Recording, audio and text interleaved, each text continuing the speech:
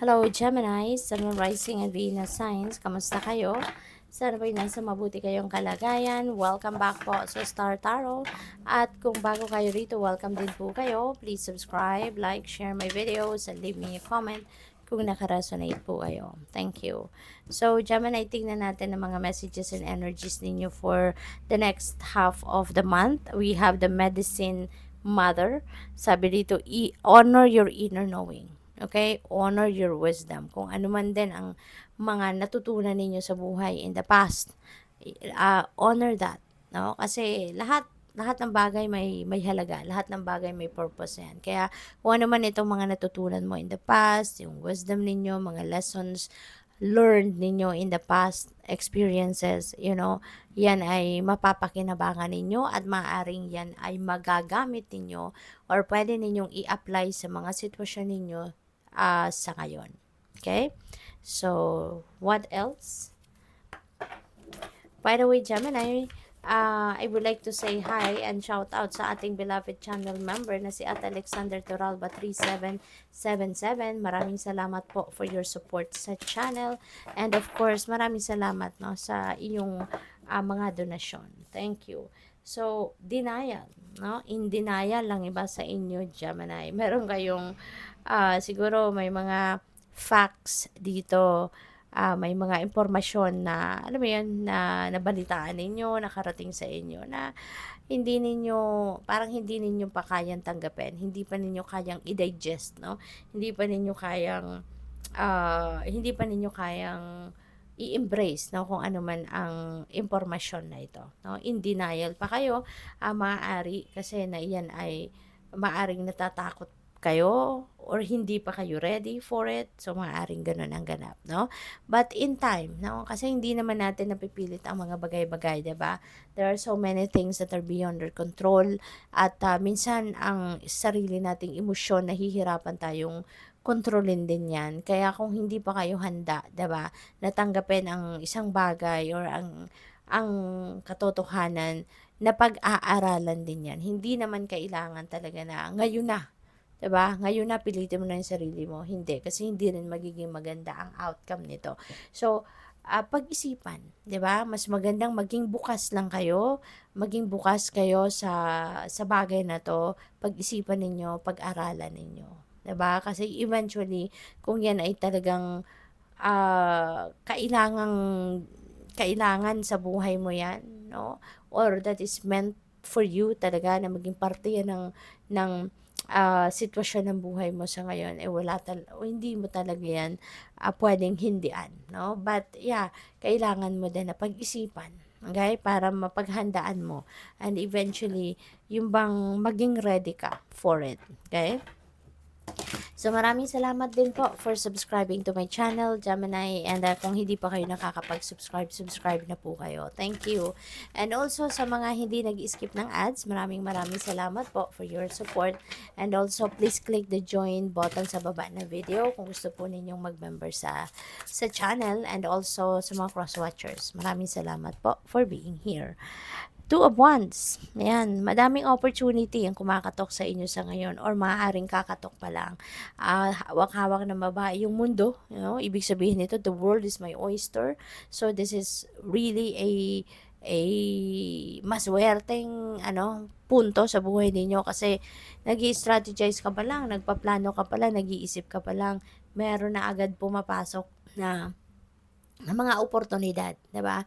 Na maaring in support na 'yan, no? Or makakasuporta na doon sa sa mga iniisip mo or sa mga pinaplano mong gawin, 'di ba? Kaya this is good luck energy din, 'di ba? May swerte din dito kasi habang nag-iisip ka pa lang, pinapadalhan ka agad ni universe, no, ng suporta, 'di ba? Ng tulong, ng opportunity. So, this is really beautiful. Maari din ang iba sa inyo dito magta-travel kayo, no? Baka you are traveling the world, 'di ba? Or maybe pwedeng pasyal 'yan or baka expansion, mag-aaral kayo or magdinegosyo whatsoever, no? But yeah, maaring magta-travel si Gemini dito. So good luck po. And have fun. Star, wow. This is really beautiful. Meron ditong there is a wish fulfillment dito, no, sa star. Meron kayong mga wishes na pwedeng mag-come to fruition na sa ngayon, no, Gemini. Kaya just hang on, just hold hold your vision. Kung ano yung ini-imagine ninyo na gusto mong ma-experience sa buhay mo, hold your vision, okay? Huwag kang ma-distract kasi parang nasa powerful energetic frequency of manifestation kayo sa ngayon. Kaya maaring anytime, no, anytime during this period ay maaring mag-manifest na yung inyong mga pinapangarap or yung inyong mga ano tawag dito? Minimithi, no, sa buhay. Kaya good luck sa'yo. And si Star also is a new beginning energy, no? At kung ano man ang sisimulan ninyong bagong kaganapan sa buhay ninyo rito, divinely guided ito. This is divinely orchestrated. Ano na to, nakaplano ito, no? Ng divine universe. Nasa plano ito ng universe para sa'yo. Kaya bit-bit mo dito yung optimism, bit-bit mo dito yung focus, yung determination, bit-bit mo dito yung pag-asa, no? Yun ang maganda. Bit-bit mo dito yung pag-asa na sa pagsisimula mo ng bagong yugto na ito sa buhay mo, umaasa ka na this is really a beautiful beginning para sa'yo. Umaasa ka na eto na yung simula ng pagiging masaya. Kasi happy times ang hatid ng energy na star. You know, kaya nandoon ang pag-asa, no, sa puso mo na magiging masaya ka na.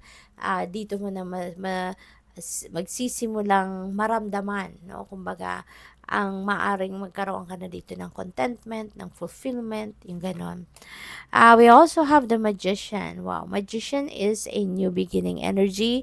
So, see the star then, new beginning ito. Kaya maaring pagbabagong mangyayari sa buhay ninyo at magkakaroon kayo dito ng lakas ng loob, 'di ba? Tibay ng dibdib. Maybe you are going to be super encouraged talaga sa ngayon. Si Magician, nagsisignal na siya na magsisimula na siya, na magsisimula na siyang mag-take action. Nakataas na ang kanyang kamay, nagsisignal na siya na here we go, 'di ba? I'm on to the I'm on to kung ano man ang gusto kong ma-achieve sa buhay, sisimulan ko na. Nasa harap na niya lahat ng tools na kakailanganin niya. Kaya maaring ganun din kayo, Gemini. Maaring kayo ay magsisimula ng mag-take action towards achieving kung ano man yung mga gusto ninyong ma-achieve sa buhay ninyo. Kasi nakikita nyo na lahat ng kakailanganin mo, at least, 'di ba, sa first step na gagawin ninyo, ay nandiyan na. 'Di ba? Alam mo na eto na yung hudyat, no, na kailangan magsimula ka ng mag-take action. Kaya, yun din naman na ang gagawin ninyo. So, what else? We have 8 of Wands. Ayan. So, ang daming balita, ang daming opportunity, ang daming good news na pwedeng dumating sa buhay ninyo sa ngayon na mabilisan ang pasok nito. Kaya, kung meron man transition, meron man pagbabago na magaganap dito, it's going to be in a fast pace. Mabilisan ang pwedeng maging pagbabago or mga pagbabago ng sitwasyon sa buhay ninyo, no? Travel, no, is also imminent dito for you, Gemini. So, maaari talaga iba sa inyo may travel plans, no?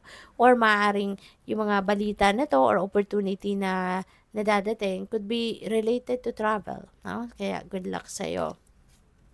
Kailangan mo lang din na maging matatag ka, no? Maging matatag ka kasi meron kayong mga sisimulang bagong kaganapan, 'di ba? May mga new beginning dito na napapasukin kayo. Kaya maging matatag ka, no? Maging matibay ang inyong loob na kahit ano man ang masalubong mo, ma-encounter mo sa journey na 'yan, hindi mo to susukuan, hindi ka panghihinaan ng loob, no? Always kumbaga buhayin, no, yung inyong courage and inner strength, okay? At hindi lang nung inner strength ang kailangan mo, you also need to maintain your good health. Physical strength also kailangan mo din yan na alagaan, na ma-maintain ninyo ang inyong physical strength, yung good health ninyo, yung vitality ninyo, kasi marami ang pwede mong movement na gagawin dito, no? A lot of travel, marami activity na pwedeng gawin ninyo, kaya kailangan na healthy kayo. Kailangan na you are physically fit and ready for whatever this is, no? Na mga sisimulan ninyong kaganapan. Napakaswerte ninyo. Talagang siksik-liglig, umaapaw ang swerte na maaaring dumating sa inyo, Gemini. I-claim nyo na yan. I-claim nyo na yan. Seal it. Write them down on the comment section below. Napakaswerte ninyo sa ngayon. You have a wheel of fortune. At sa dami ng mga magagandang energies dito, sinamahan pa ni wheel of fortune. So talagang massive, no, ang blessing na pwedeng pumasok sa buhay ninyo. Si Wheel of Fortune is good luck and good fortune, 'di ba? On your side, yung swerte ay babaling na sa inyo this time. Kaya good luck sa iyo. Napakaganda and congrats. Maraming pagbabago, maraming movement, maraming changes ang pwedeng mangyari sa buhay ninyo sa ngayon na po pwedeng sa all areas of life, no? Pwedeng sa pera, siswertehin kayo, paghahanap ng trabaho, pag nenegosyo, maaaring pumasok din ang swerte sa inyo sa negosyo, sa relationship, sa pamilya, anything. Kung kunyari, nandoon kayo dati, no, sa rock bottom, kumbaga, nandoon kayo sa pinaka low ng punto ng buhay ninyo. Ngayon, no, things are going to start moving up, no, mag-i-improve na ang inyong sitwasyon. Kaya good luck po. Thank you for watching. Love and light. Namaste.